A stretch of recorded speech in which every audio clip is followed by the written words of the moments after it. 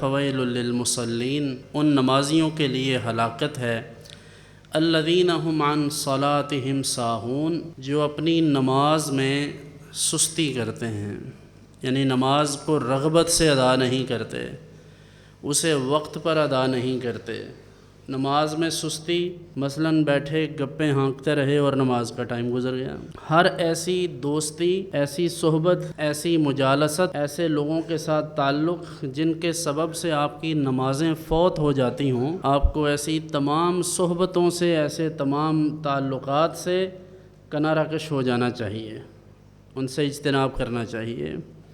تو یاد رکھیے، جو صحبت اور جو دوستی آپ کو اللہ اور اس کے رسول کے قریب کرے وہ آپ کے لیے مفید ہے، اور جو نہ اللہ اور اس کے رسول کے قریب کرے، نہ اس میں کوئی دنیاوی منفعت ہو، ایسی صحبت سے، ایسی دوستی سے گریز کرنا چاہیے۔ ارشاد رب ذوالجلال ہے کہ الذین هم عن صلاتهم ساہون، جو اپنی نماز کو ہی بھلا چکے ہیں، الذین هم یراؤون، اور وہ جو دکھاوا کرتے ہیں۔ اب یہ بھی ایک مسئلہ ہے کہ نماز لوگوں کے اندر ہوئے تو پڑھ لی، جب لوگ سامنے نہیں ہیں تو پھر نہ پڑھی۔ یہ بھی منافقوں والی نماز ہے کہ جب اللہ رب العزت کا خوف دل میں ہوتا ہے تو پھر انسان تنہائی میں بھی وہی کام کرتا ہے جو لوگوں کے سامنے کرتا ہے۔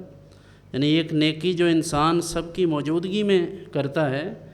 تو اگر اللہ کا خوف ہو، اللہ رب العزت نے اس کا دل نرم کر دیا ہو، تو اللہ کی توفیق سے وہ تنہائی میں بھی اللہ کی عبادت میں مشغول رہتا ہے۔